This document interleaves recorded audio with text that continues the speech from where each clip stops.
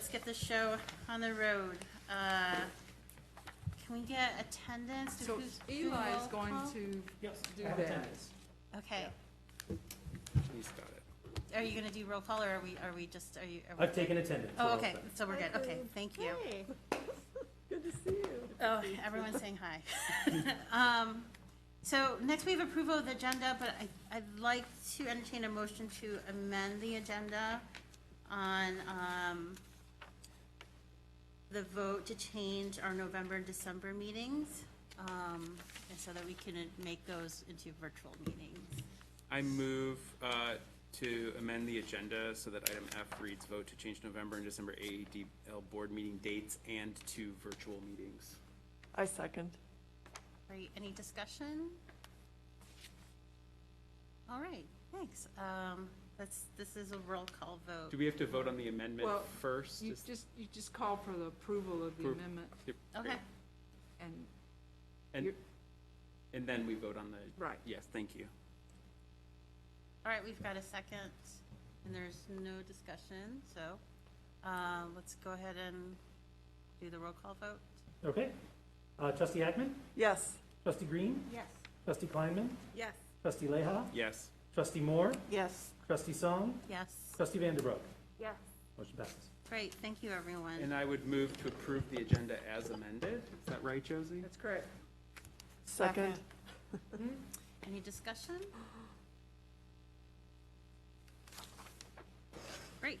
Roll call vote again, please. Okay, trustee Hackman, Yes. trustee Green, Yes. trustee Kleinman, Yes. trustee Leha, Yes. trustee Moore, Yes. trustee Song, Yes, trustee Vanderbroek. Yes. great, thank you, Jim. You're welcome. Consent agenda. Can I get a motion to approve the consent agenda? I move to approve the consent agenda. Second. Great, any discussion? It's very bizarre because we can't see who's talking I because know. there are no lips. It's just raise your voices. hand, I think. Oh, do you want us Yes, to? that's a good great idea. Oh, Visual good, cue. good, good. All right, we'll do roll call again. Okay, Roll call trustee vote again. Hackman, Yes. trustee Green, Yes. trustee Kleinman, Yes. trustee Leha, Yes. trustee Moore, Yes. trustee Song, Yes, trustee Vanderbroek. Yes. great, everyone. Do we have citizens' comments tonight? I have received one citizen's comment. Let me pull it up here. Let me make sure there's none more have come in. Okay. Here comes a comment. Hi, everyone. My name is David Deepice. I live on South State Street in Ann Arbor. I'm writing about the possible generator purchases mentioned in tonight's agenda. Thank you for the opportunity to communicate my thoughts. I have 2 points. First, COVID-19 still has a grip on library operations, and at this time, there's no way of knowing what the hoped-for vaccines will be forthcoming or what the vaccine's efficacy will be. It's not hard to imagine a possible future where it may not be possible to fully reopen the library in the same fashion as pre-pandemic. To safely serve the community and ensure the safety of the staff might require redesigned and repurposed spaces, better air handling and air filtration, PPEs for staff and visitors, enhanced and frequent cleanings, and so on. Programming may have to become even more creative than it even has been. Perhaps we'll see something like drive-in lectures, or maybe a patron could check out a Zoom tutor to help their child with their homework. Who knows? And that's the point. To engage the public in a substantial and meaningful way in our COVID-19 future will cost money, perhaps quite a bit of money. Until we know more about the future of the COVID-19 crisis, it does not seem prudent or wise stewardship of resources to spend $1 million on a generator system that, from my point of view, seems only ancillary to the library's mission, values, and goals. My second point is more about process. It's clear Mr. Lamori and his staff have done a thorough review of all overall health and maintenance of all the library's facilities and have established a program to get everything updated and in tip-top shape. What is less clear, at least to me, is how staff and the board are prioritizing capital improvements for the library infrastructure. Each of you and many members of the public probably have a wish list of what they like to see the library incorporate in the future. Perhaps a small outdoor or indoor auditorium or advanced workshop is on someone's list. Let's get the ideas for future projects out in the open, available for public and board to fully discuss, review, and prioritize. Finally, thank you for your time and also for all your efforts to make the AADL a valuable resource to each and every member of our community. Great, thank you, Eli. That's it. Thank you, Dave. Do we have any other comments? No other comments that I've received. Okay, great. Can you help remind folks how, that they have an Yes, opportunity? so to leave a comment or to comment on the meeting, you can email us at ask@aadl.org. You can call 734-327-4245 and leave a voicemail message. Or if you're watching us on YouTube, you can leave a comment alongside the YouTube video, and we will read it at the end of the meeting. Thank you so much. It's like a monthly commercial to make sure that you get your voice heard before the end of the meeting. Thank you, Eli. So moving on to Josie with our financial reports. Yes, and I will say that doing this in front of Dan makes me very nervous. Doing the monthly financial report. No, it's for me to do. Oh, okay. These are I my. can barely hear you guys. Oh, sorry. Okay. Well, that's helpful to know that. Yeah. It's because the air's now Yeah. blowing through. So, okay. The check register begins on page 13. The financials begin on page 17. The financial summary for 3 months ending in September. We had, as of the end of September, 21 million, a little over $21 million.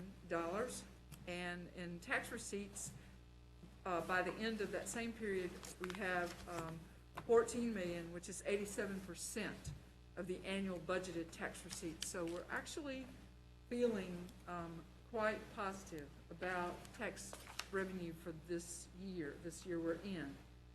We weren't sure, but so we're comfortable about how it's going to be this year. Next year is something entirely different, but this is good. So on page 18, the total cash receipts through September 30th equal 15,649,140. The expenditures equals 4,320,542. So you can see we're doing quite well. And the actual cash receipts of 87.76% of budget, and actual cash expended is 24.23% of budget. And we're about a quarter of the way through the year, so that's looking like it should in terms of expenditures. The grants and memorials page has not significantly changed from last month when you saw it. The balance sheet on page 19 shows you the general fund, the capital fund, the restricted grants, and the total of governmental funds. So this is all of the governmental funds, everything that we have. And you can see the capital fund and the restricted grants, that's the whole tree money, the Keniston money, the money that's earmarked, designated, or in some way, depending upon how it was given to the library, only a certain amount of it can be spent based on how much interest is made, that kind of thing. So the balance sheet on the total liabilities and fund balances will show at the bottom. The general fund, 19 million. The capital fund, 1.6 million, and that's the fund that Lynn's using for the work we're doing on the buildings. The grants and the total should be those things together. The statement of revenues and expenditures, the general fund. This is the what we would tend to call the operating, our budget, what we're working from. And so the September actuals, the year-to-date actuals, and over on the far right, the year-to-date percentages. If we go down and see, we're still in that 20-something% in most lines, which shows us to be pretty much where we should be. Where it's low, like in legal, we just haven't needed to use our legal services as much, right, in the beginning of the year, and that's why that's low. Same thing with seminars, conferences, and travel. It's just not happening. We have had some webinars. Some staff had attended some online programs, but not a lot. So 21.61% of the capital outlay is about right for where we should be this time of year. So if anybody has questions about that. And then the governmental funds, break it out yet again in the general fund and the restricted grants, and then you're able to see those dollars. So not much different from last month, except you're seeing more tax money has come in. We're spending. Our spending compared to prior COVID year, looks very different. The programming budget, you can see, is not being touched very much right now.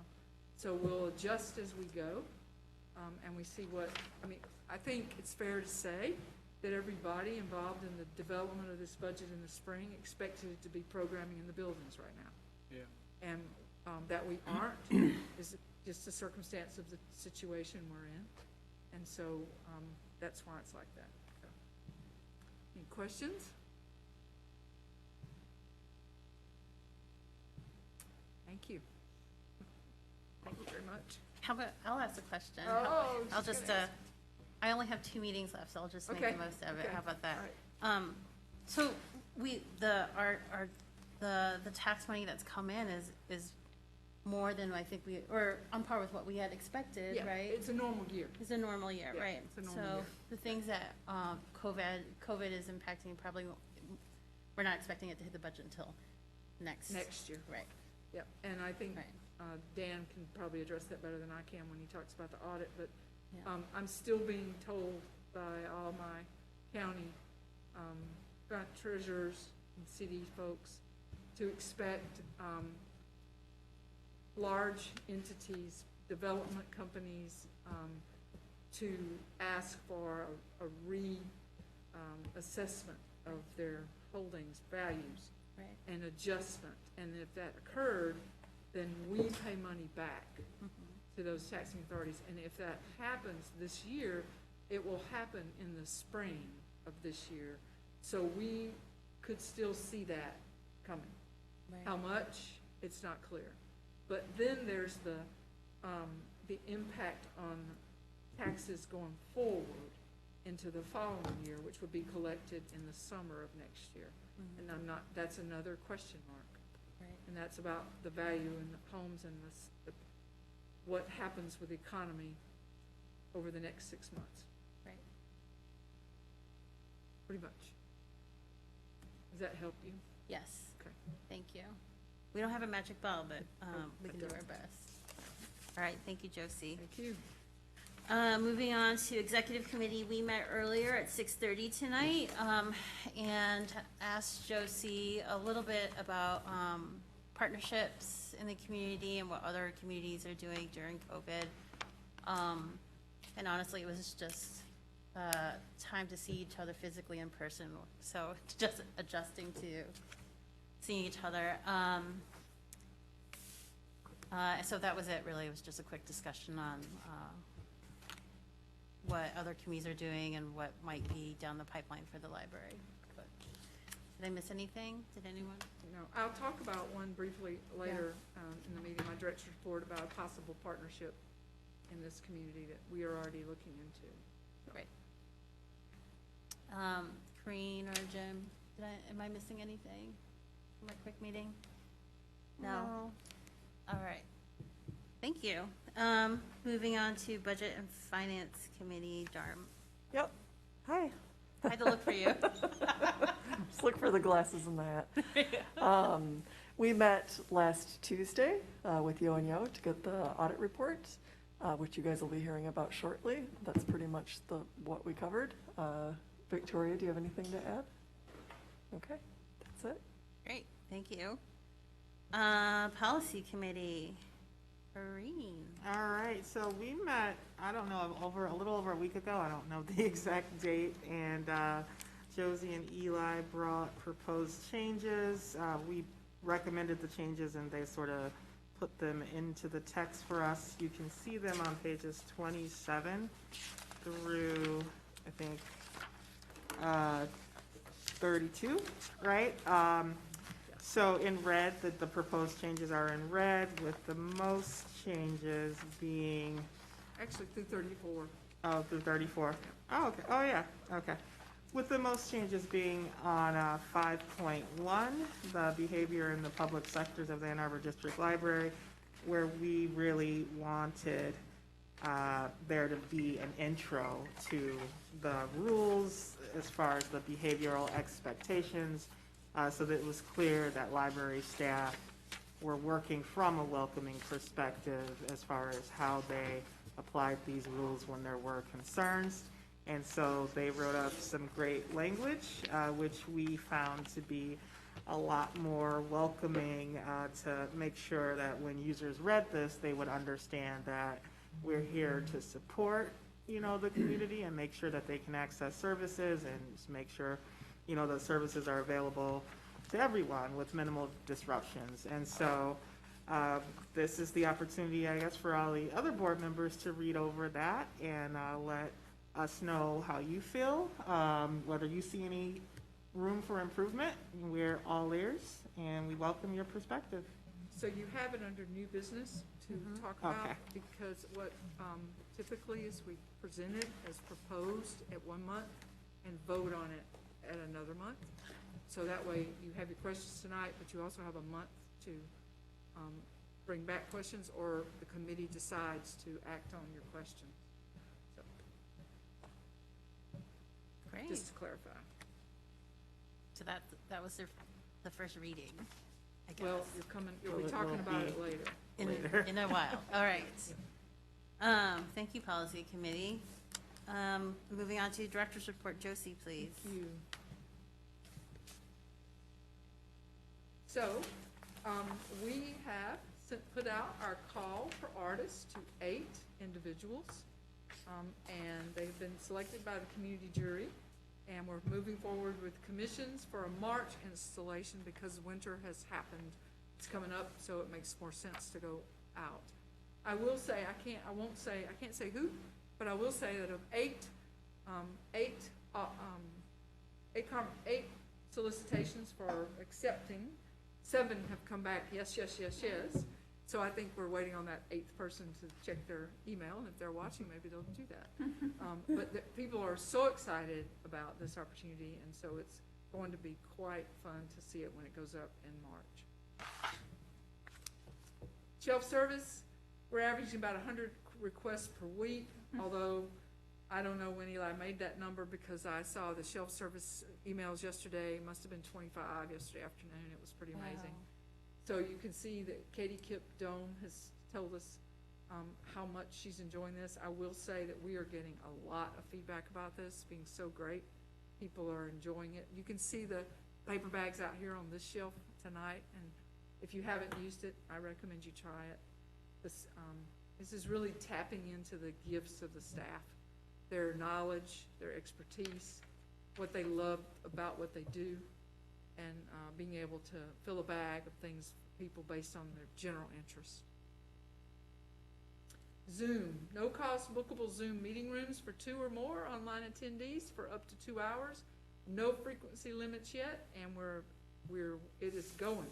The very first Zoom booking was the group of women who met weekly from the time Westgate opened to do beadwork together. And they have now met in Zoom to do their beadwork. It's fabulous. So happy about that. We expect this to take off, and as Eli says, no frequency limits yet. We'll see. Additional ongoing services. This is our service update that we did last week. Melcat, the statewide lending program, has resumed for ADL. Printout pickup requests are live, so if a person needs something printed out and they are not able to print out for themselves, they can ask us. We print it out, we put it in an envelope with their name on it. It's out here on the shelf, and it's at no charge to them. Also, art prints and small tools are starting to go out as well. Summer Games shop orders, we are bagging those up in the downtown multipurpose room. There are people working shifts to do that. And check out my library socks is one of them, and the Hatamaki, I'm gonna do it wrong every time, Hatamaki little boys who were just wonderful, love their trucks, and you can see them pinned to their chests. So their mom sent a photo in. The 2021 Washtenaw Reed title has been selected by the county committee that has where we have a selection committee that's made up of people from all over the county. And then we have readers that we select from our particular communities who select the one book from usually 2. And the one that was selected is All American Boys by Jason Reynolds and Brendan Keeley. And while we will not have an in-person event at Rackham, We are trying to get something else similar to it online. But these people are incredibly in demand. It's not a brand new book, but their work is very popular. So, but we're hoping to do as much as we can around this. So we're very happy about it. And this is a collaboration with Duke University Libraries. Duke did this first, and they did it Creative Commons, and they were happy to hear from us right away. And we launched this little video about how contactless pickup works on Friday or Saturday? Yep, Friday. Are you gonna show it? We hadn't planned on it. You're not gonna show it? Well, We don't have audio hooked up. okay, so Josie's shocked because I'm so excited about this. You have to go online and look at it. It's really, really cool. So, I could bring it up and bring down the microphone. No, if you no, want. no, no, Okay. don't do that. If you didn't plan to do it, don't do it. I just expected it. So, there we go. It's got the little arrow on it. You guys are faking it. It's just a screenshot. So, go back, go ahead. We're gonna do a Tiny Expo Winter Showcase, at tinyexpo.com. This is that indie craft show that we do every year that's so popular, and we aren't letting it go. So we're finding a way. And so you can watch for that at tinyexpo.com. And Halloween, of course, at the ADL, how could you not? Contest, 31 Days of Halloween, and the ADL Halloween Special. If you have children, or if you are a Halloween person, I would encourage you to go click and look, because there's something in it for everyone. It's fun. And then in the last couple weeks, I've received queries from the Teresa Galati from the county asking me about space in the library system for warming center day shelter program through the winter, because the downtown library has for 2 decades been the de facto warming center in Ann Arbor for many, many people. And we talked, and the space we have that works for them and for us in terms of access, getting people in and keeping people separate and making sure that we have the contact prevention of spread of disease that we can put in place. The place that we have is Westgate, it's program room, because it has an entry all its own. It has access to restrooms, and it can be isolated from all the rest of Westgate where the staff are working. And so they met me there. We looked at it. They're looking at the room size to see if it will actually work for them. And I will know more this week, but I wanted you to know that we were having this conversation. If we can, we will try to help. You had a question, Victoria? Okay. Social media response, and this is about probably the summer reading prizes. Yep. Coffee in the summer game shop. Coffee in the summer game shop. People are very excited to get Roost Roast coffee in their summer game shop. And these are, I'm pleased for Jamie and her colleagues at the university. Yes. Wow. These are a couple of examples of some of the postcards that have come to us. Wow, I haven't seen these. To go to your exhibit. A few have come to me personally. People didn't know where, they just sent them to me. And they have been fabulous, and so I've handed them on to archives. Wow. You want to say what you're doing with them, Jamie? Yeah, so this is something that I think I mentioned it in a previous meeting that my colleague Autumn Wetley wanted to start, and so she asked me about it because I run a book art studio, and mail art is part of the tradition related to artist books and book arts. So these postcards and letters, when they're received, they will be bound into something. So it kind of depends on what we receive. Like, we'll figure out how to bind them based on how many there are and like their size and shape and stuff. And then there'll be some sort of exhibit. I'm sure when Autumn planned this, she was assuming that she would have an in-person exhibit of them, to kind of like welcome people back, but it feels like it will probably be digital at this point. And we are digitizing them, aren't we, Eli? And they're, Yep. Right. This is amazing. I've only seen like the first couple that came. Thank you for sharing that, Josie. Yeah. And then on Nextdoor, we had a long thread about the library in the last week or so. People very, very pleased with the way the library is handling its services during this pandemic. No real negativity about lack of access. There are a few people who are upset that they can't come in and browse the shelves, but on the whole, most of the feedback has been, thank you for taking care of us, thank you for getting service to us, making the efforts like shelf service, not just saying, no, we can't do it, but how can we do it? And I think people are very grateful, and they're saying so, and so I wanted you to see that. And that's my report.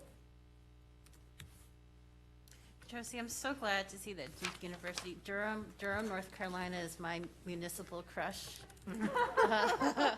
I watch their city council meetings and follow their transportation plans, so I'm so glad to see it's reaching into their library universe too. You will love this video. It's Okay. fantastic. It's great fun. Durham, I love you. This is awesome. All right, thank you. All right, let's move on to old business with Len on our construction projects. Good evening. Hi. Really is nice seeing everyone. Update on our existing projects, so the branch meeting rooms, touched on this a little bit last month, those are wrapping up.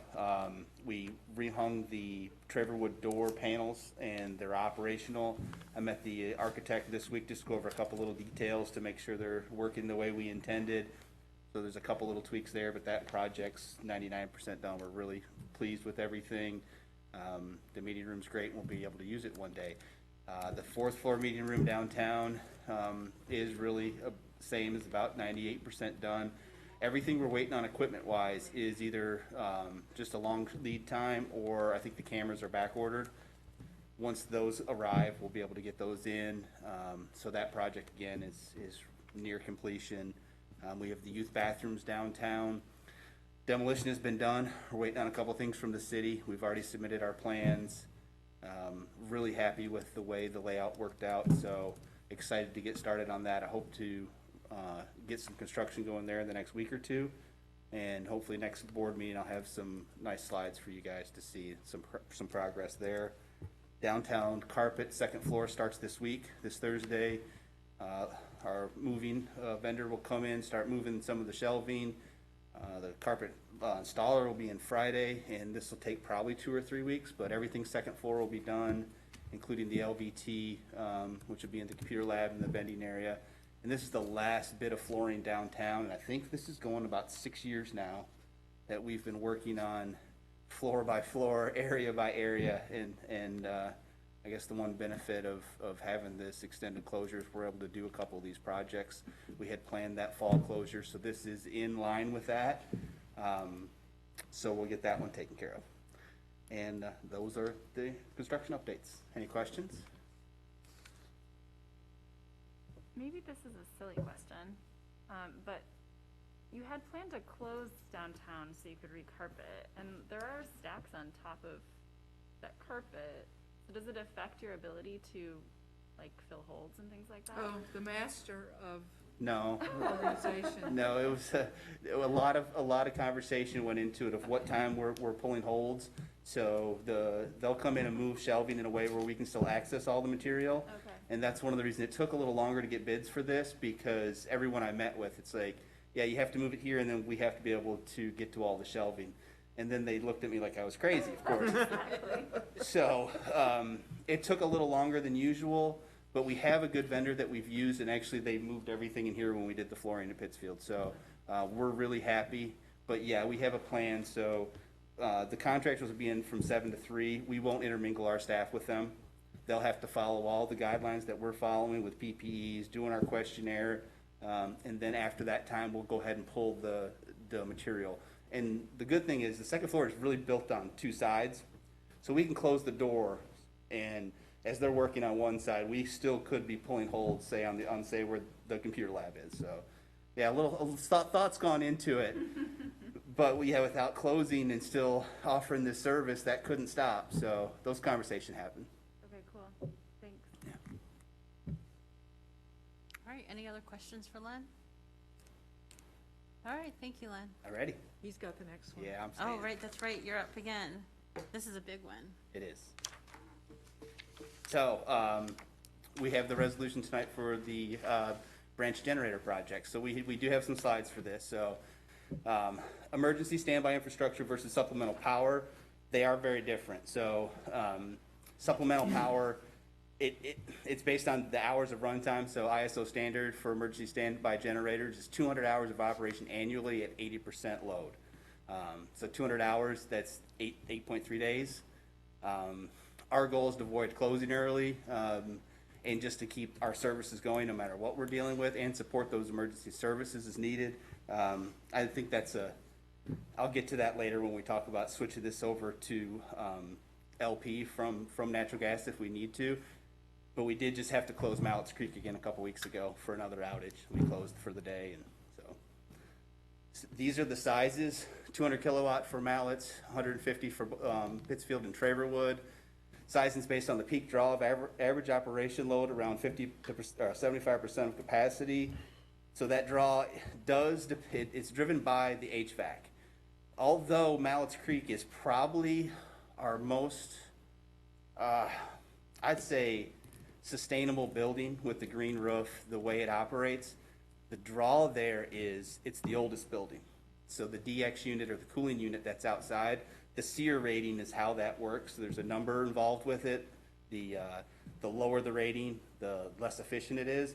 That's just an older unit. It's actually bigger than the unit here at Pittsfield, even though our utility bills are lower at Mallett's Creek. But it's the age of the building, not really the technology in the building. It's still a very efficient building, but because of that older unit, that's why that one's at 200 kilowatts. Okay, so here's the some emissions.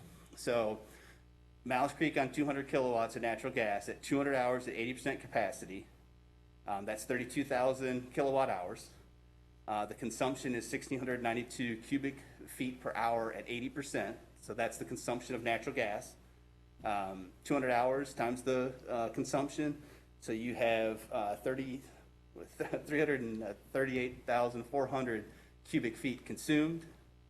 And so the emissions are, so this is from, there you go, from EIA, so 117 pounds of CO2 per 1,000 cubic feet consumed. So we're at 39,627 pounds of CO2 emitted. Throw that whole thing in there, the whole side Okay. if you would. So this is from DTE. So using the same philosophy, you have 200 kilowatt hours off grid. So 200 hours at 80% capacity, you're creating 32,000 kilowatt hours. The carbon emissions, and this is from DTE, is 1.5 pounds of CO2 per, for the kilowatt hours we need for that. So it's 32,000 times the 1.55, so you're at 49,600 pounds of CO2 emitted. So we would be cleaner on the generator, but know that we cannot run on the generator 24/7. I was just gonna say that DTE, we're just, we're not doing this anymore. The unit's gonna last about 20 to 25 years. With our maintenance contract, we could get it to 30 or 35 years. There's likely something in the next 25 years will be more efficient than this generator. But if we were to attempt to run something 24 hours a day, 365 days a year, you would not get 25 years out of it. It's not made to do that. So it's worth mentioning that. Yes, we would be cleaner, but we're really, we think worst case scenario, this would run for 1 to 2 weeks. And hopefully either the power or whatever emergency would be repaired and we'd get service back. So the solar option. So you'd need, and this is based on the Michigan winters, so you need 200 kilowatt solar array, which will provide the 660 kilowatt hours per day in the winter, and that is from our electrical engineer. That array would allow Mallett's Creek to be open for 4 to 6 hours with the 600 kilowatt hour battery storage. So you get 4 hours a day, and that's in ideal conditions. That array takes 11,150 square feet of space, and the whole Mallett's Creek footprint is 15,000 square feet. So we would need equal space of what the building footprint is for the solar array, and that does not include the batteries. That's just the solar package. Here's looks like a residential one. So this is the Tesla Powerwall 2. So a day's worth of power for this, that's 600 kilowatt hours. You can see the size. It's gonna create. It needs the 600 kilowatt hours. So you get 13.5 kilowatt hours for the Tesla 2 Powerwall. We would need 45 of those to achieve 4 to 6 hours of operation at Mallett's Creek. They're like And I didn't do this on $10,000 a pop. purpose, but I noticed it about an hour ago. There is a generator in that picture.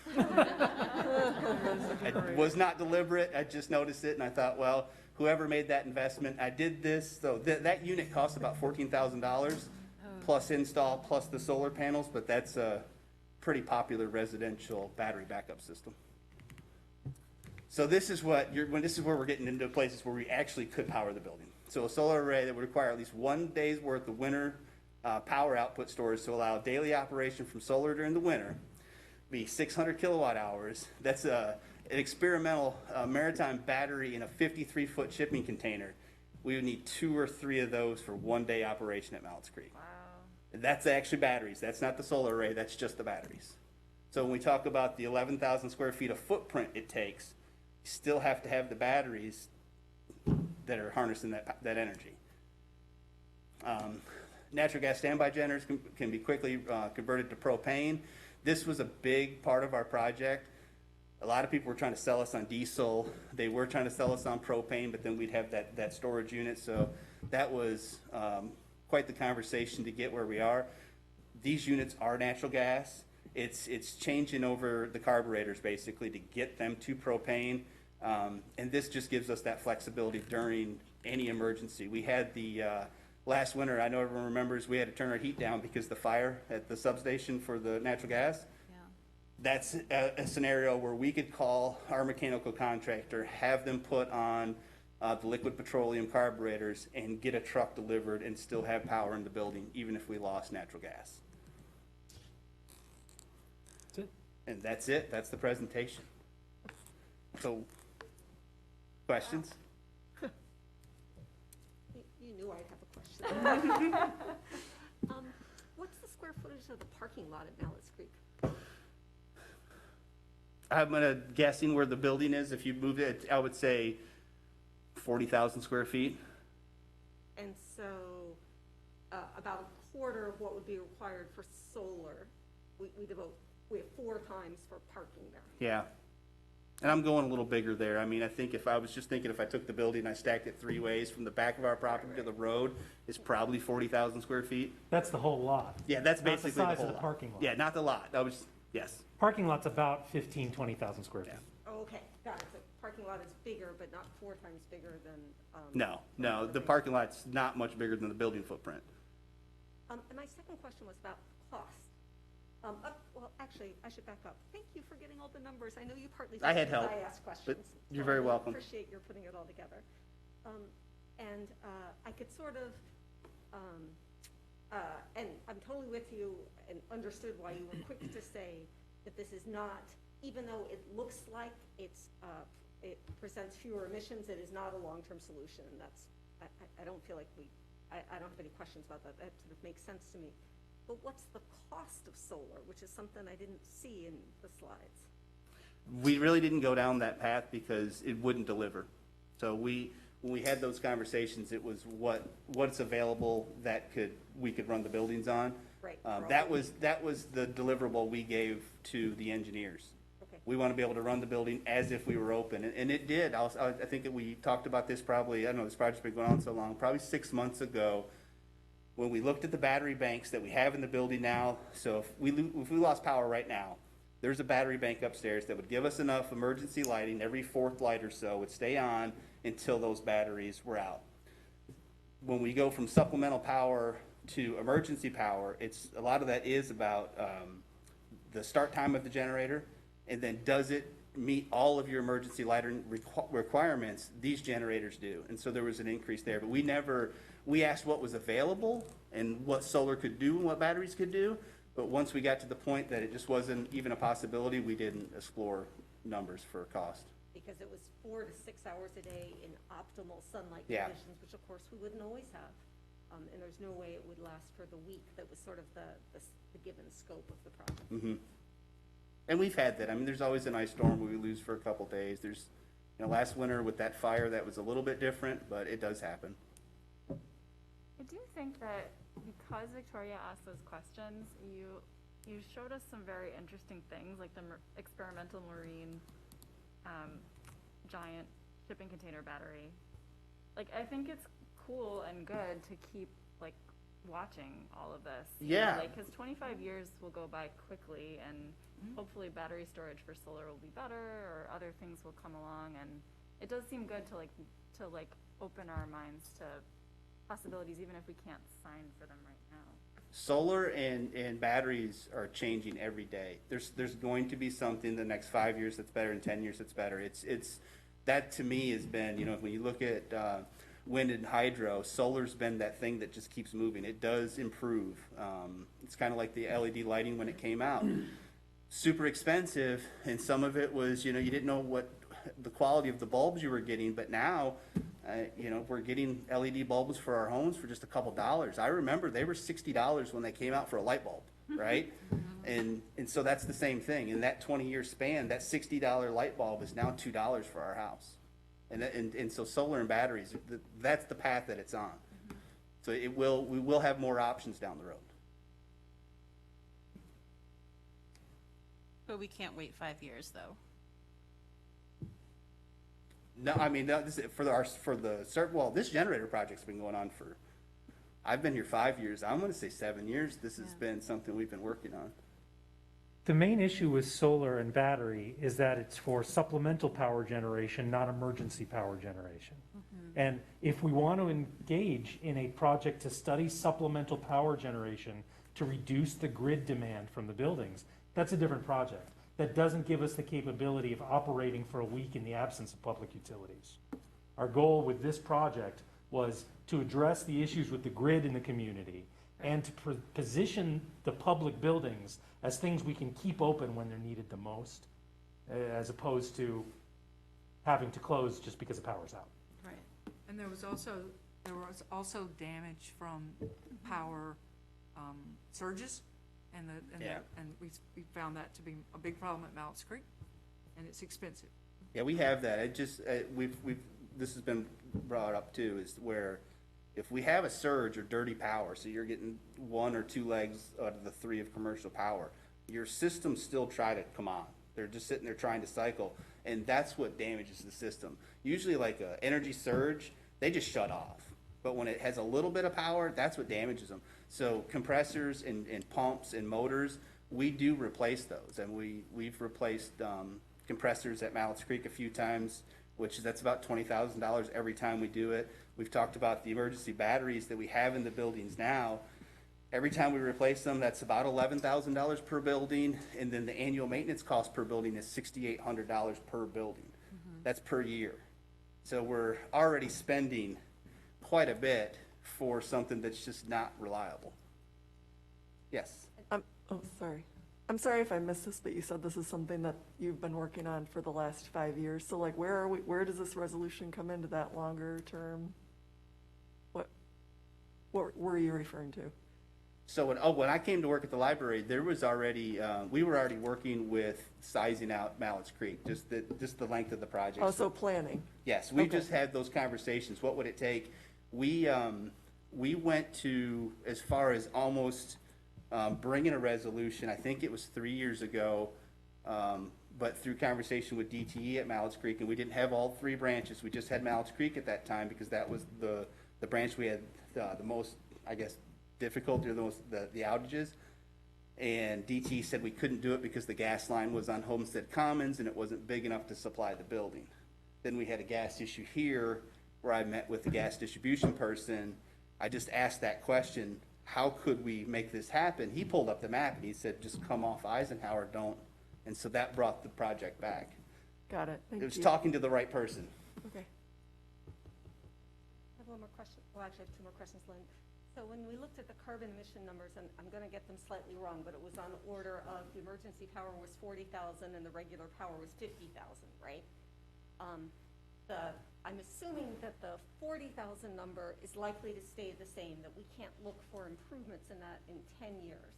Whereas if the solarization of the electricity grid proceeds, which is not an Ann Arbor district library project, we could see fewer emissions as DTE changes its infrastructure, but not on the left-hand side, because that's not gonna change. Is that accurate? I think that's accurate. And then we pulled this information from DTE, and their sites still say 2050 Right. before they bring everything over.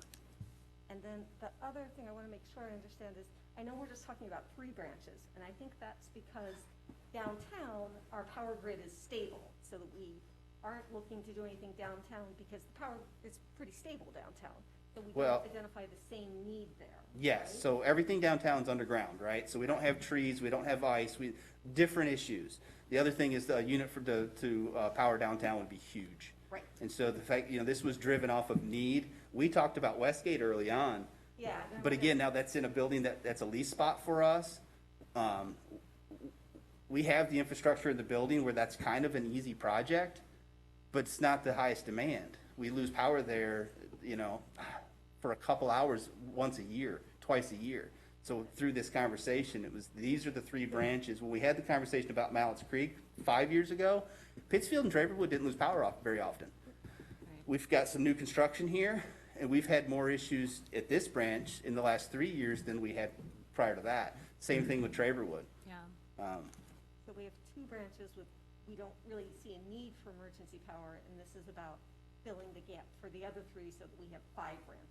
Yes, I don't think we've ever closed Westgate due to power, and I can't think of us ever closing downtown due to power since I've been. Well, during the blackout, Oh, yeah. There was a big We blackout, do have a 4-day generator blackout. for the data center downtown. yes. So that in the event that the power is out, we can still operate the data center. And let's not talk about sewer problems downtown. No, let's not. Okay, sorry. No, We'll just never, the sewer problem is just not on the table now, so. Are there any other questions about the batteries? Or other thoughts? I know this is an ongoing, we've been talking about this for a year, a good year, Oh, yeah. if not more, right? For us, it's been longer, just the conversation before we brought it to the board. For the board, it's been probably, I bet, 18 months. Yeah. I guess one thing is Dave's comment at the very beginning, the citizen comment, was urging us to talk about whether we should spend the money on this versus spending it on other things. And I appreciate his comment, but I think, like you said, this has been something we've been working on for 7 years. We're very careful about our finances otherwise, so I still support committing the money to this. And I'm hopeful that soon we'll be able to have people in the libraries. I think also in response to that, the COVID emergency is one crisis that we're dealing with, but we also have this climate emergency and the increased likelihood of other kinds of disasters where having that power generation in the library buildings is going to be really critical. Right. And so, like, there can be more than one disaster at once, and I think that this seems really, I've been impressed with the scenarios that we're envisioning this would be useful for, and I think it would be very wise for us to move forward now. All righty. Well, thank you so much. Thank you. All right, thanks, you. Lynn. Okay, moving on to Black Lives. It's an item of It's action. an item Oh, of I'm act- sorry, that's right. We need to actually vote on this. Sorry, Len. We need to. I know. Poor Len, I'm sorry. I might have sent him in a panic. Thank you for the discussion. All right, so, did I call for a second for the resolution or support, or no? No, I think we go right to roll call, right? I don't think we have a motion or a I second. would move okay. to approve $1.1 million from the Capital Projects Fund for the AADL branch generator project. Second. Okay, any further discussion then? We should read the resolution. Yes. Are you volunteering, Jim? Oh, yes, it's my favorite thing. Especially now that we're in real life. The board resolves to approve $1.1 million from the Capital Projects Fund for the AADL branch generator project in use to award contracts to solicited and verified vendors. 2, that all resolutions and parts of resolutions that conflict with the provisions of this resolution are rescinded. All right, well, we've got a roll call vote. Eli, can you help us out with Sure. that? Trustee Ekman? Yes. Trustee Green? No. Trustee Kleinman? Yes. Trustee Leha? Yes. Trustee Moore? Yes. Trustee Song? Yes. Trustee Vanderbrook? Yes. Motion passes. All right, thank you, everyone. Thank you for all of your work on that. That was, it is a weighty issue. It is a chunk of our budget. And I trust Len will update us. Len and Josie will update us. I also Alright. just, can I appreciate Victoria for taking us down this like very thorough path? Because I would be disingenuous if I didn't say I was disappointed that we haven't found like a greener option. But I'm very happy that we kind of worked through a very specific and like thorough understanding of what we're getting ourselves with this project. So thank you. And I just want to say, I'm so happy that we have some votes that aren't unanimous. I think so far. Oh, gosh, is this the first? Second. I learned a lot in this conversation over the last several meetings, so And thank I'm you. going to give a shout out to Len, who Yes. signed Thank you, always, just presenting information so clearly. Thank to you, us. Len. Yes. Yes. And I'd like to second that. Thank you for keeping that discussion going. It was worth, somebody had to ask all those questions. We were asking ourselves those questions, so thank you for making us do our work. No, thank Appreciate you, that. Len. All right, thanks, everyone. All right, good. Moving on to Black Lives Matter. I provided you in the ephemera, the report, the overall report for the IDI inventory assessment. And I just wanted to pass to you, Michael Carter's comment to me was that the challenge for this administration, management team, and governing board is knowing that we operate more in a world of minimization generally, and that we have a situation, he said, which is very uncommon in his experience. We have so many individuals within our group, the 27 people who completed this, who fall in acceptance and adaptation. And what he said to me was, don't squander it, Joseph. Yeah. And so I think that's what I'll say to you, is don't squander it, Josie. He said, you're set up to do this really well, understanding that you're bringing people along from minimization. And that has to be your focus. You have to appreciate and know that and own it and go start from there. So I'm passing that to you all. So, thank you. Yeah, thank you, everyone, for participating in this. Any other additional thoughts on this process?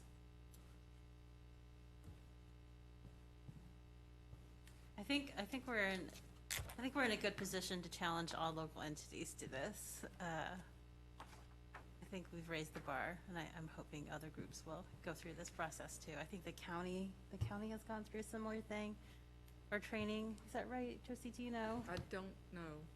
I don't know. Okay, they have an racial equity effort, but I don't know if the county commissioners have gone through a similar bias training. I guess it's What Michael still us. recommended is that because we've done unconscious bias training as a staff, that the next opportunity that presents itself where we have a staff back, where we can be together, that we go down, we do an IDI type training that's not assessment per person, but a discussion about it, because we've done the unconscious bias training already.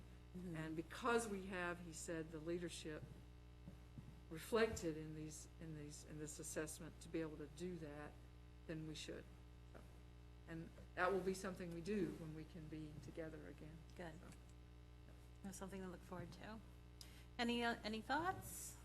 We also, like, I think we talked about it last time, we each kind of have homework, like individually, so we might want to consider setting up some way that we Are accountable. are accountable for that, or like manage it together. Like, it's I think mostly stuff to be done individually and on our own, but it's easy to not do your homework if there aren't assignments or due dates, so. I don't know what others think of that. We're at a point of transition for the board, so that's something to consider too. Well, we have two more meetings before the end of the calendar year. True. That should be plenty of time to do our homework, I think. I hope. So if we pair off while we can, then it makes sense. Maybe that's something we can arrange on our own. Yeah. Any other thoughts? Does anyone want more homework? Is that what you're asking, Jamie? No, I just think like, at least for me personally, because we also did this in a work context, it's just really helpful if someone is kind of keeping the ball rolling instead of viewing it as like a snapshot in time and then don't keep talking about it. Agreed. Well, how lucky are we to be in a position to have mostly folks who are in that spectrum of, what was it, acceptance? Acceptance and adaptation, but Yeah. but as, it's all confidential, so I don't, I don't know who's who. But he just said, don't squander it, Josie. So try not to do that. Great. Thank you. Well, maybe we should, like, when we have this on our agenda every month, so we should like say how our homework went, I think, next time. Oh, that's a good way to motivate. It was like the camera. It's very motivating. Maybe we need a more sort of, a prompt. We need to think through some prompts that are like, that kind of filter through. I think there's some very personal stuff that surfaces in this for people, so I don't necessarily know that if we all want to be talking like about our sort of personal experience of Right. it, but reflecting the personal through the sort of institutional. Right. And so maybe there's a piece of reflection here that has to do with, what this experience says to us in relationship to the strategic plan or to some aspect of our practice. I also think there's another conversation here, which is you've talked about, Josie, like for the staff, there's this opportunity at some point to like come together and really talk through what this means as a group.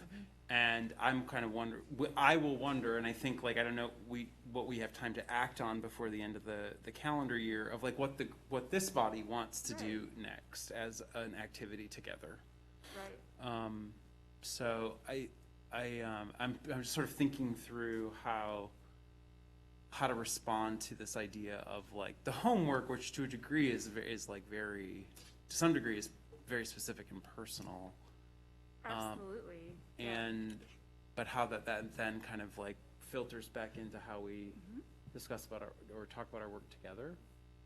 And I don't know what the answer is to that question. I don't know what the prompt is. I guess I feel like I should clarify too. I wasn't Yeah. suggesting that the camera be motivating for talking about our individual like experiences in detail. Just No, that I don't think that you mean that. because we're very much accountable to like a community. It's Yes. motivating to meet goals that we have set for ourselves. Mm-hmm. But I agree that it is like, it's very personal and reflective in nature, and so the report out is potentially like a strange and awkward thing to do. I mean, that was one of my questions when we discussed doing this initially, because Yeah. like having done this for work, it was hard to imagine a public version of what we did where we talked about our organization and its 2 levels and measurements publicly. Mm-hmm. Because like some of the questions that were asked of the IDI facilitator about our own community were not the question I think everyone wants to have be like, recorded and broadcast. Right. So that's like something to consider as well. I like the idea of connecting it to our business as a board, like the Yeah. strategic plan or some other aspect of what we're doing. Or the work of the policy committee. Exactly, right. Right, like even as we were talking about the very expensive improvements, to our system, the thing that pushed me over was, okay, I've got all these neighbors who are, who have generators and who are getting solar and who are not going to need the library. but guess who's gonna need the library? You know, a lot of people who look like me. And so we do need to be in a position where we can continue to be of help and support. And so that's just, you know, an application of, you know, equity in our regular business. And that's sort of the point, is it's gonna apply across the board. We have to continue, you know, to keep this, you know, on our radar in everything that we do. I think your assessments, and I don't know who did what, but I would imagine that because our results were so unusual, it's reflected in the attitude toward the policy committee and how they wanted the wording and how they wanted the narrative around these policies around behavior too. That's a very good example of how these values, how this is playing out directly into policy. Without calling it a straight line, I think it does.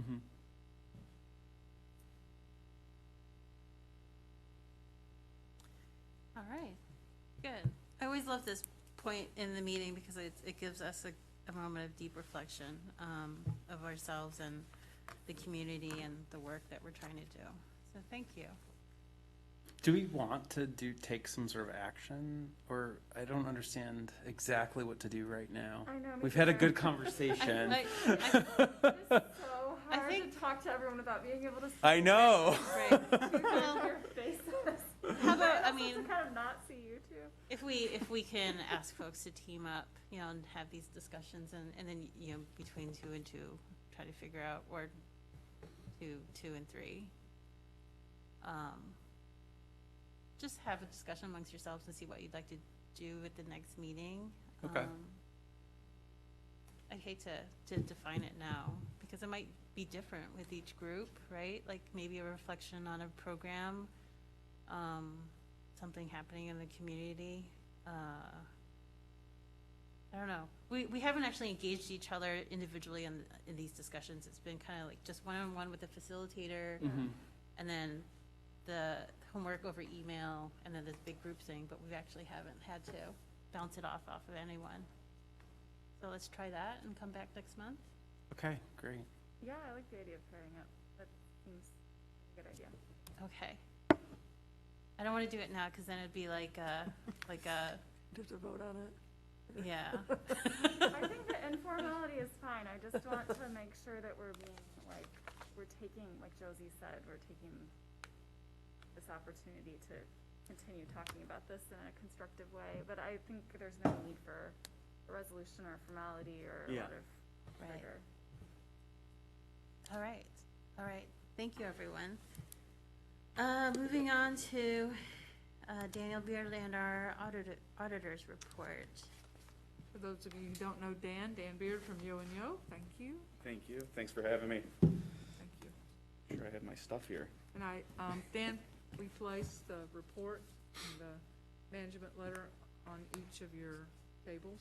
Yep, absolutely. So there's a audit report and a management letter on each table. I'm not going to go through that in detail because I did that with the finance committee. However, if you have any questions, just feel free to ask, interrupt whenever you'd like, and we'll go through these PowerPoints really quickly.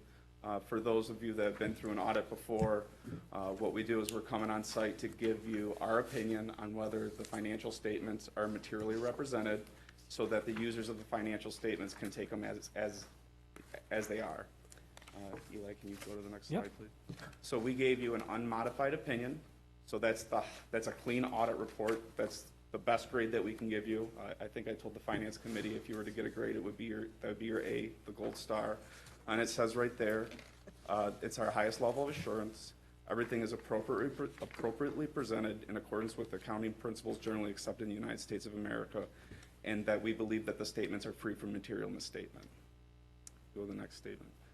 So here is your general fund revenue and it's an accumulation over the course of the year. So from July 1st to June 30th, 2020. I know Josie just gave you some updated numbers, but we'll go through these very briefly. Your revenue from year to year is up about $790,000. So obviously that's a great sign. The biggest component of that is obviously your taxes, which you see right there. Taxes are up $702,000 roughly. and everything else is pretty stable. There's no real outlying changes other than other down there. It looks like you had some additional contributions this year that you didn't see in previous year. If you go to the next slide, you see last year, same thing, accumulation, July to June 2019. What I see here is I see stability. I see revenue from year to year, the pie's not changing. And that's a very important depiction of the organization in order to kind of manage the times that we're going through right now. I know you guys were talking about your numbers earlier, and she was saying that 87% of your tax revenues were coming in, and that you thought that it was going to be less than that. And you can see right there, 94% of your tax revenues is your overall revenues. We go to the next slide, we have expenditures. So this is current year expenditures. Current year expenditures are up 2.2 million, but that's because of good cause. So the largest component of that is 1 million is up for personnel costs. That is not spending frivolously, but that was to bring up lower paid employees to, I think you were trying to get. Everybody's at least $12 an Yeah, hour. everybody up to 12. I was actually at that board meeting where you guys were kicking that around, and you guys put a lot of thought into approving that. And so that expenditure was well thought and anticipated. Other than that, we see materials and supplies at 1.9 million, which is down roughly $300,000 from the previous year. What we see there is I assume that you're having less materials and supplies such as activities that would be program related based on the COVID closure towards the end of the fiscal year. The big change on this from previous years, you have your transfer right there of $1.5 million for capital improvements. And if we go to the next slide, you see that that is the only outlier on this. So again, stability. So you're able to manage your expenses and your revenues, and you're able to manage the organization appropriately, which is very good. We go to the next slide. We have your budget to actual. So the final budget, we don't have the original budget up there, but we have the final budget. What I take from this is I see total revenues are up. So you brought in more money than you originally budgeted for, well, than your final budget was for. And then if you look at total expenditures, they're down. So you've got your revenues going the correct way and your expenditures going the correct way. And you're at a break even roughly right there with about $90,000, and that's after that $1.5 million transfer, which was well thought and transferred over to cover, bringing up capital improvements. If we go to the next page, this is your general fund revenues and expenditures year over year. As you can see, from fiscal year 17 to 19, you're kind of building up fund balance. This year, you're at roughly a break even. And then back in 15, 16, you spent a little bit in excess of your revenues. So it's actually trending up, which is exactly what we want to see when we're looking at the financials. Go to the following slide, and there's your hockey stick, which is what people say in finance. It's what they want to see. You're trending up, then you see a flat plateau right there, and that flat plateau is based on the $1.5 million transfer that was obviously budgeted. Then we go to the final slide, which is the most important in terms of the audit. So this is what you will see in the governance letter. Your audit report, which is the bound copy that you have, was a clean audit report. But our communication to management and governance was clean as well. There were no material weaknesses, no significant deficiencies, no management comments of any kind, and no findings. And one thing that's not up there that you can see in the report is there are also no adjusting audit journal entries, which is very rare. If you go to the next slide, you guys have any questions?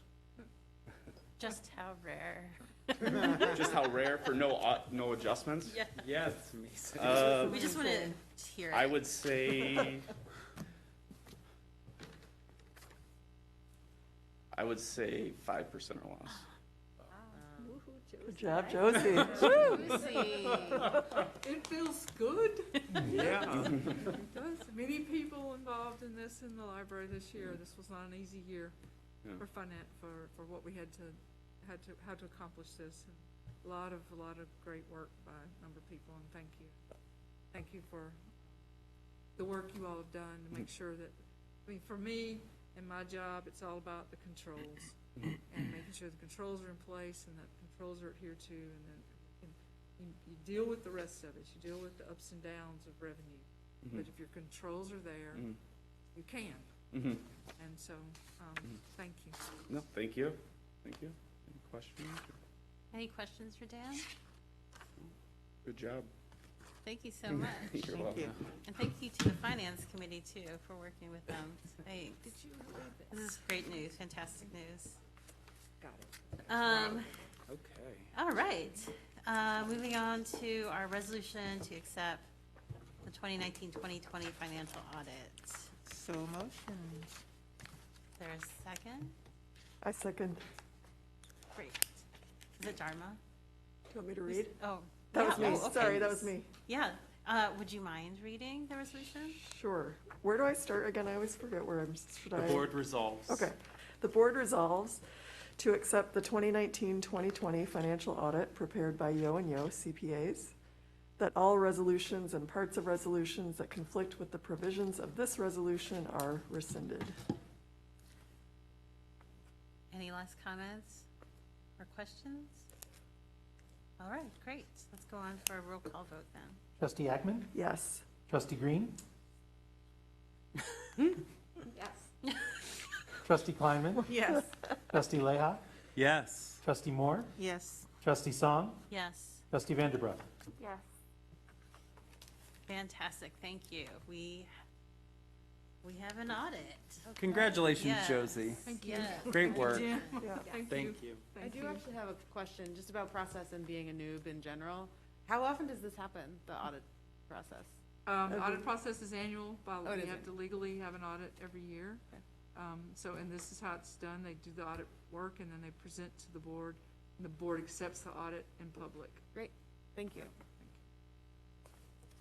I wish we could have a cake, but COVID is preventing us from having a celebratory cake. We'll have to celebrate post-COVID. But thank you, everyone, for all of your hard work. This is fantastic. Okay, and moving on to our resolution to ratify the March 2020 through September 2020 board resolutions. I would- Can I get a motion? Move to ratify AADL board resolutions from March 2020 through September 2020. Second. Can I have someone read? This one's a doozy. I think Jim is the only one. I don't think you have to actually. I don't think we have to read it. all. Okay. No? It's in the, it's the spirit of it. Yes. Yes. And with the legislation that was signed into law on Friday, actually, there's language in that resolution that goes back and retroactively covers this, but there's also caveat about the necessity to go ahead and do this.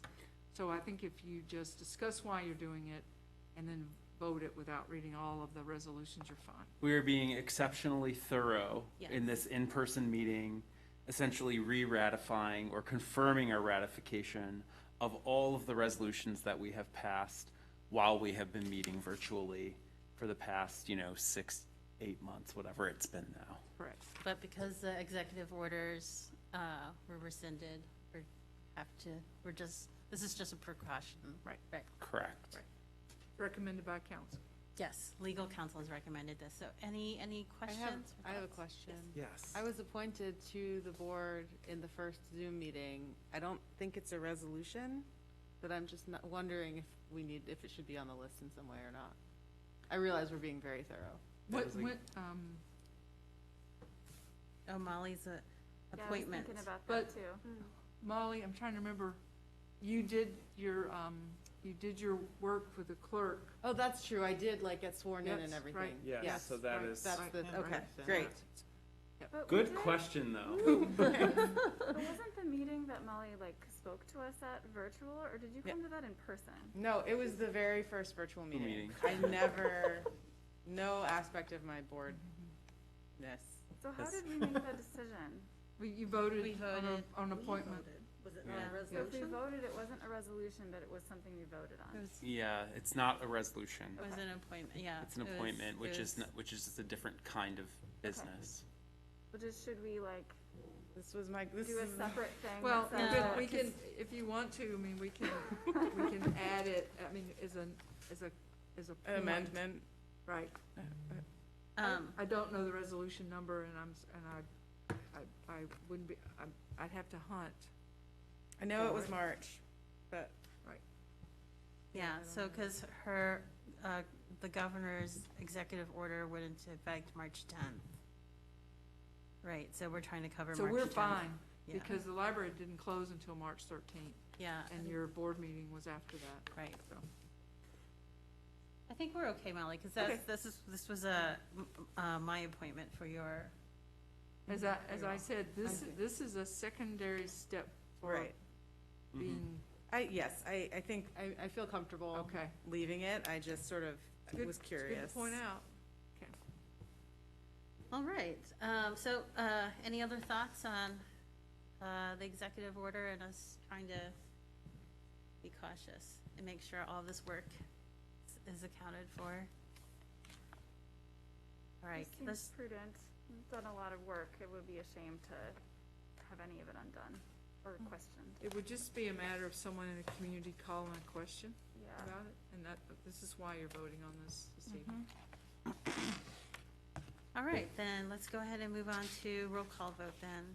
Okay, trustee Ackman, Yes. trustee Green, Yes. trustee Kleinman, Yes. trustee Leha, Yes. trustee Moore, Yes. trustee Song, Yes, trustee Vanderbrook. Yes. all right, thank you. All right, moving on to our resolution to adopt the policy revisions. This is page 26 and 32. Can I get a motion? These are drafts. This is Oh, no, just I'm sorry, these are the discussion. drafts. This is Corrine. Corrine, did you Right. wanna? So as you heard my very heartwarming intro earlier, this is your opportunity to let us know if we missed anything.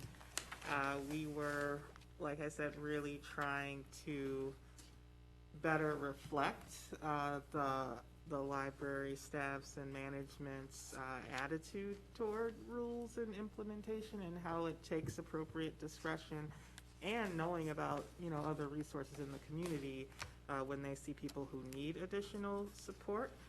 And so, again, our biggest change was on page 29, where we tried to make sure there was an intro before we went into the basic clear-cut rules about warnings and, what happens when you get a warning and when there's a first offense and second offense.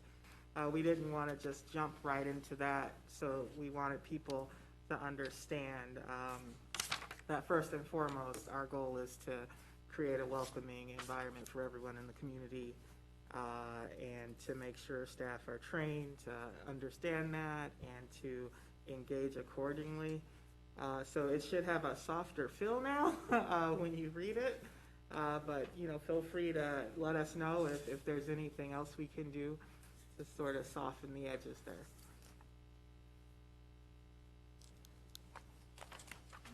I appreciate how you added the online expectation, in-person and online spaces. Can I ask a question? Yeah. So we have a new sentence, so overall, I agree, I very much like what you guys thought of, which wasn't the way my head was thinking, about, really giving context for it as opposed to just a list of laws. So kudos to the committee for thinking about it that way. But I have a specific question about, on page 29, where it says, the last red sentence, the library recognizes that it's not in the community's interest to revoke library privileges as default unless a person poses a material threat to themselves or others. What's a material threat? Is there a specific meaning to that? There's a legal meaning.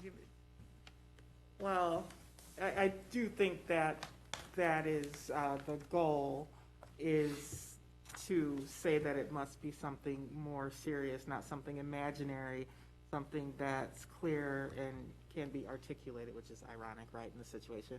But you would call it material, not just a hypothetical threat, right? So we have rules in place for a reason, but in a sense, if someone is being noisy in a certain area, but there's no one else that's actually being disturbed, right? it's almost like an immaterial threat, right? Because it's not actually impacting anyone, so that's kind of the intent there, is we're not just putting rules in place for the sake of rules, right? And cracking down on people, for the sake of cracking down, just because we put a rule in place and therefore it is what it is. We're actually, we're trying to be reasonable. And I think that was what really came out in our discussions with Josie and Eli, was that just the spirit of this is like, no one wants to revoke anyone's access or prohibit them from using the library. And we wanted to make sure that the language more reflected that. Right, and at the end of the day, even if you are kind of 3 strikes, most of the time, there's a way back in. If you can say, look, I understand now, I will follow the rules. I understand that my behavior was actually causing a disturbance, and I understand why the rules are in place. It's a situation where someone has really seriously violated the rules, and it's actually kind of hazardous, that those are the situations where we feel like we have to, draw a line, like there is a material threat to sort of allow this behavior to continue or repeat itself. And that's the point where we would feel like our hands are tied and we can't, allow you back in here probably for, an extended time. Thank you.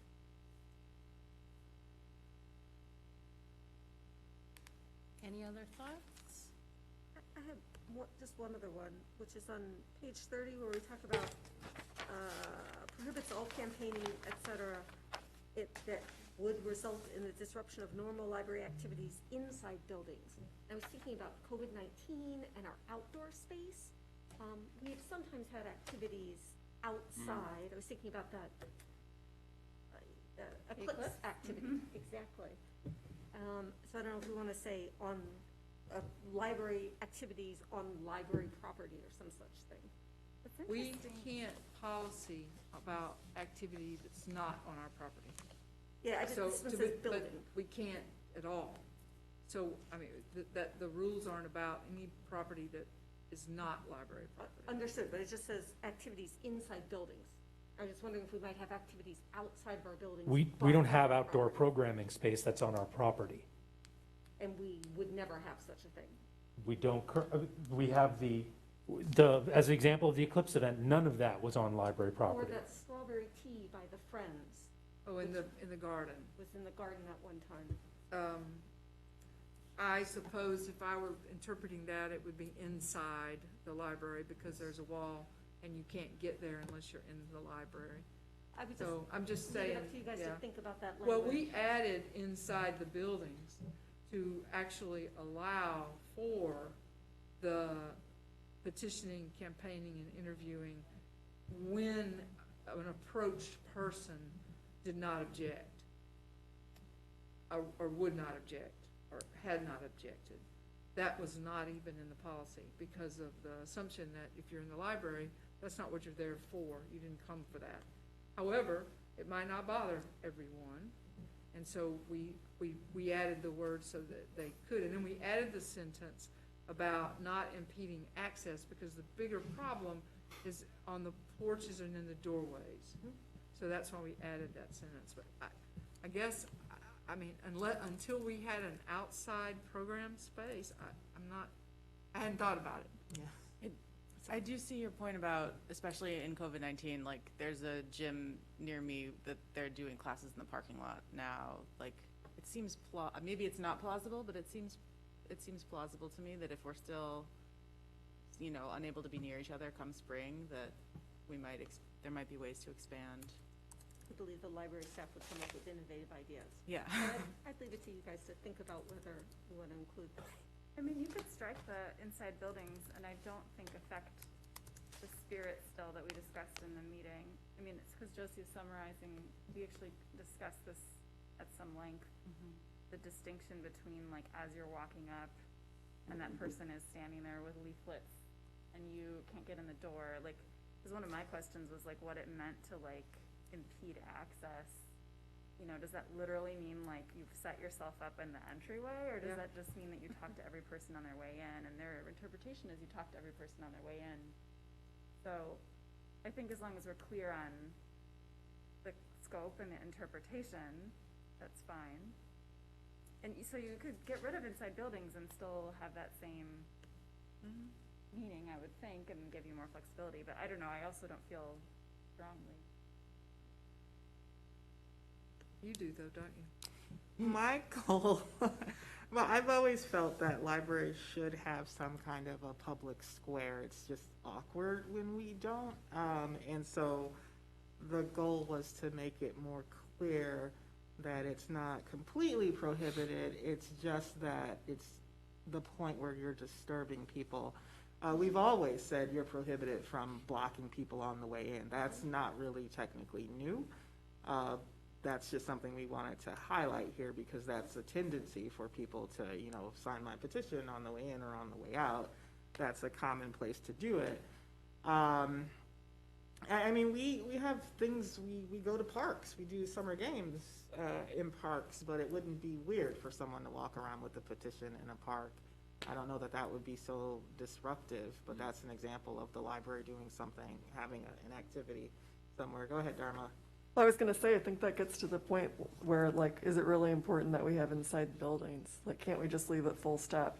Just, it can't disrupt normal library activities. Yeah, it shouldn't matter. Period. If we're having an activity in the park, we Yeah. don't want someone disturbing the people trying to listen to the presenter either. I added inside buildings trying to accomplish what you were Right, trying to accomplish. right. But I can see the. Make it clear that you could, because right now, my, understanding is it would be completely prohibited, and the old reading of the rule, it felt like, okay, I'm not allowed to do any type of petitioning, in buildings without some kind of permission, and it was complicated to, make it seem like you needed permission, because then the library's in a place where they have to pick and choose who's permitted to do this. And the truth is, we just don't want you disturbing people inappropriately, right? And so it's one of those things where, if people are complaining about the way you're doing something, we're gonna have to ask you to stop. But that we did want, to say it's actually technically not a problem as long as you're not disturbing people, right? So striking inside buildings. Let's read that without. It starts to get, I think it actually does start to get confusing. Yeah. Because it seems like we're prohibiting all of these things anywhere on library grounds, which I think we don't want to do. Is that right? Right. So maybe we do need inside or buildings. outside buildings.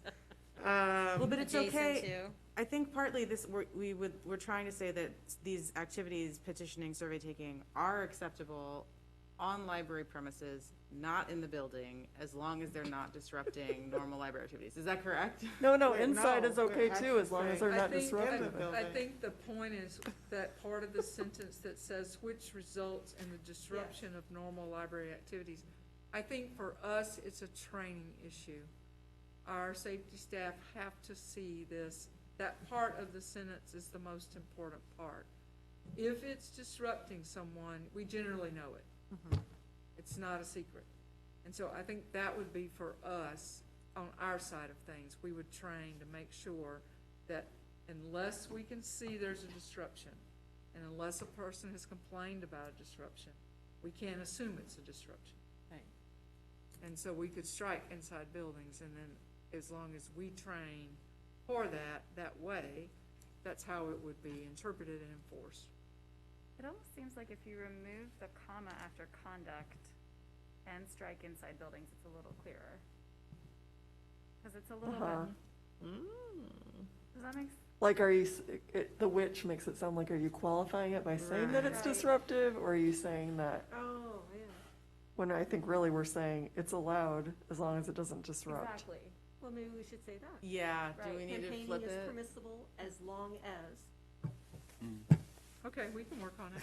We don't have to fix it right now. Right, we don't Right. have, we can work on We've it. got a month. We've It got is a month. really interesting that everything is negative, so then that would be the only, positive statement. Grammatically, it's difficult. So, but it seems like we should probably talk about it more.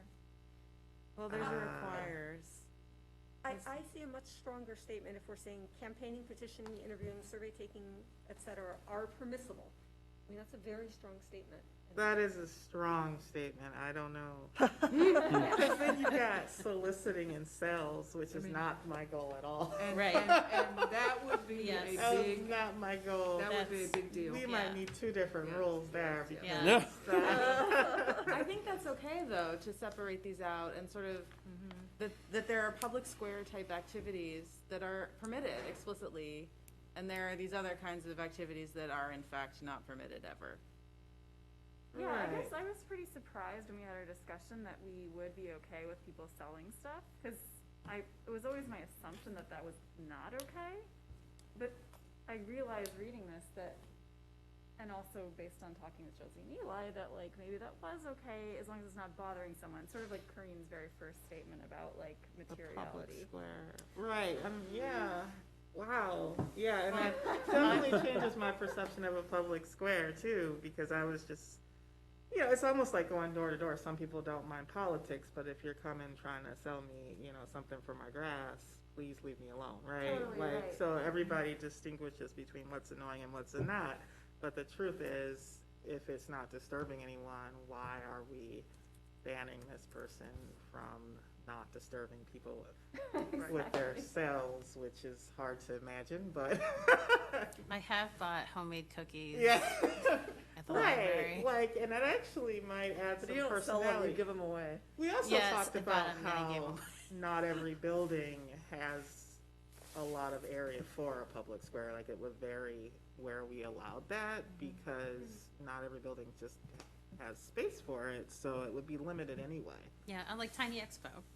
Right, it would be limited, and it would vary by building, and it would require a lot of staff training. But technically, a little bake sale never killed anybody, and, you know, as long as it doesn't violate our other rules about food, right? So, It can't be a oh, loud all and disruptive this. bake Look at sale. this can you let me open, Josie? I'm not bothered by it. I'm not bothered by it. I think it's the kind of conversation around these rules that should happen. We pushed to soften these rules for, a number of us for a long time, and managed to. And then here we are doing it more, and I think we should. I mean, I think we should think about them, talk through them, what are our intentions? What scenario would you find unacceptable? You know, I think that has to come up too. What can anything be sold at the library? You know, and who can be approached? Right. You know, and so I think that those things matter greatly, and in terms of the conversation too. So I think that's probably why we have kept the line drawn so clearly about sales. Yeah. Except those in which we arrange, like Tiny Right. Expo. I was thinking about how it would feel if, felt like a large portion of the library was engaged in commercial activity, if it might feel like it's not available to me because I can't afford, or, I don't know if there's a level at which the percentage Changes of it. effort and time we're spending supporting the activity matters too.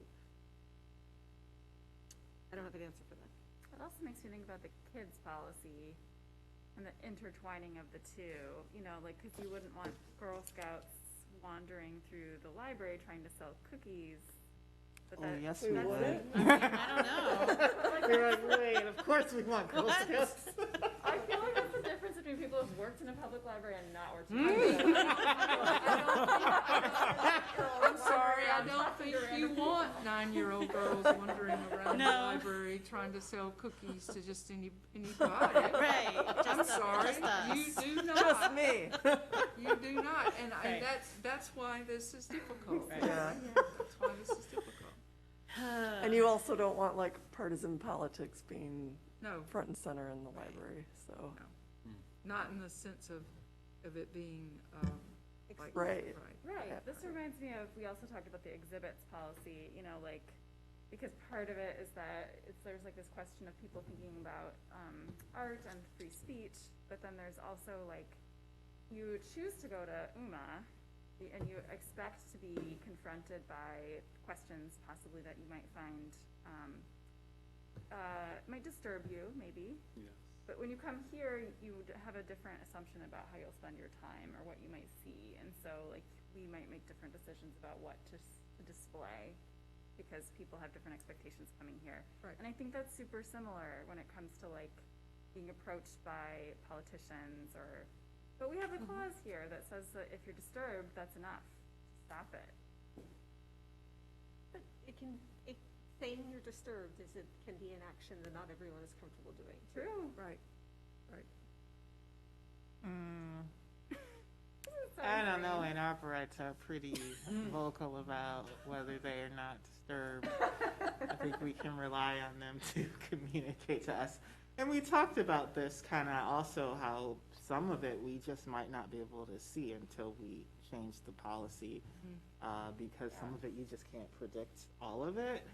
And that we really did have to think about what it would look like in each library, because we definitely know it can't work everywhere, you know, and that it's going to be relatively limited. So, yeah, I mean, this library, for example, doesn't have a lot of space for, you know, a public square aspect. It's kind of small. But right out there, you know, you have an area that probably isn't utilized that much, you know. Right. Or somebody might want to collect petition signatures or sell And they cookies. can there. Right, and they can. can. But this just makes it more clear. You know, they might go online and look at the rules and assume that it would be prohibited unless we clarify. So, in a way, it opens it up a little bit more. It clarifies it for people. And there's still cultural expectations Sure. around behavior in the library, right? Like when we loosen the rules around having food in the Yeah. in the booking rooms, I thought people would be having weddings or you know, like we just didn't know to what extent there was a need to eat in these rooms, and it's been pretty moderate. Like, but before the closure, it was. I mean, we didn't have any issues, right? We didn't have huge messes or. People generally clean up. Right. So I think people, I hope would have a good respect for staff and how they use the space because they want to come back to it. So I'm not sure if we really need to define every single activity, you know, That's true. and really narrow the use when, when this comes into effect and we reopen again. I think people will just be grateful, just, you know, that we have some sense of normal activity again. So it'll be really interesting how this comes into play. But this is just our first reading. So if there are any additional thoughts, we can send them to Corrine, right? Corrine? Yes, please do. Send. Okay. Any other thoughts? This is a good project, so I appreciate your efforts on this. When I was thinking that regarding the Black Lives Matter discussion, this is like one of the last times we are openly talking, and I feel like I need to say this. Like, we should probably pick our partner publicly because there's no way for us to pick partners without violating the open meeting act. Okay. There's not? If we are gonna pair up, which I don't think we absolutely have to do, I don't think we can really do that and then return next month having paired up because there's no real way to do that without talking amongst the seven of us. Yeah, there is. You can reach Well, out directly to someone somebody. Well, Well, someone you- could assign us. I understand what Yeah. Jamie's saying. Right. Jamie's saying is that in order for you all to not all be trying to partner with the same two people, Right. you have to have a conversation about, oh, I'm doing this or I'm doing this. Uh, That is all of you in one conversation, and that Right. is a violation. So what if we just agree that someone assigns pairs and then we don't have to talk about it? Like, we don't have to pick teams or something, but someone assigns pairs. And then the two people, the pairs can talk and that's fine. So you want done for you, Right. okay?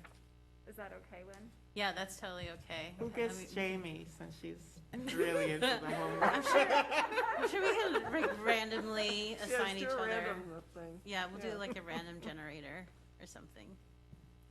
Okay. My 10-year-old knows how to do this, so I think we can do this. Okay. Yes, thank you. Thank you for Sorry, revisiting that. I'm not normally such a detailed person, but There's like, Well, we are here because of the Open Meetings Act, so it is appropriate.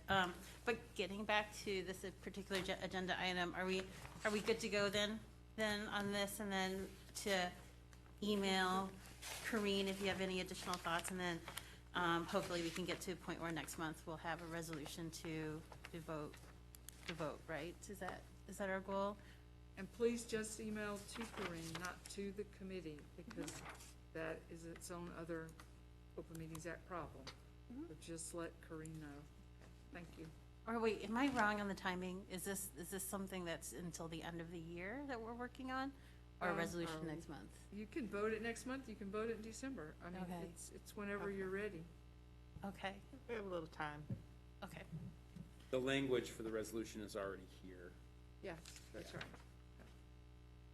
Great. All right, thank you, everyone. Where are we now? F. We're Period F. F. Oh, right, this is a good one. We amended this in our agenda. Can I get a motion for, I'll Yes. try to do this if everything is, we're aiming for, okay, I think I have it, the 17th and the 15th, correct?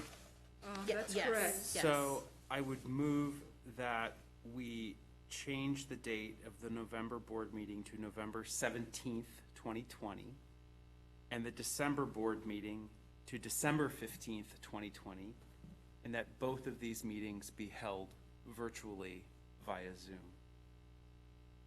can I get a second? I second. There you are. Sorry, I I know, second. it's coming from there. Every time you talk, I'm like, that is very weird. And we don't need to decide the January one yet. we cannot, Cannot. We do that with the Yeah. next board does that. Got it. All right, let's discuss this. So maybe I should, well, one, thank you. This resolution is really to accommodate me and my schedule and my upcoming duties on city council, so, which, their meetings run concurrently with the library's meeting. So thank you for this consideration and accommodating this, and including to staff too. So thank you so much. Lynn has a brief period of overlap while she will be serving both as a city council representative and Yes. a library board trustee. So we're working on that. The other thing is that we cannot vote on January about virtual meeting, given the kind of configuration of the state laws right now. So we have to wait until later, until the law changes. So can we talk about what that is? Because I don't know. the Yeah, details. and that's- I I'm can gonna- tell you Thank that you, Josie. what it means right now, until the end of this year, you can vote to have a virtual meeting for any reason. That's how the legislation was signed on Friday. However, in January of '21, you are only able to have virtual meetings for specific reason, and the reason has to be a state of emergency or some sort of disaster, and it has to be a local declaration. And there are specific requirements in that the group meets in a location that is affected by this declaration, or a number of people who on the board live in an area affected by this declaration. So it's very specific. And so we can't vote on this for January because we do not know what that condition will be in January, if that helps. So that's what the legislature carried through, pretty much what the governor's EOs had stated through the end of this year, but changed it for next year.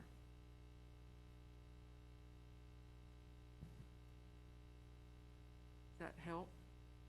Which does mean that when we resume in January, if the law does not change, we will need to meet in person. That Unless seems- there's unless there's- separation? Unless there's Yeah. an emergency or declaration, that's correct. The law changes before the December meeting, in which case, Yes. And you have to, and also remember, it's January when people are sworn in.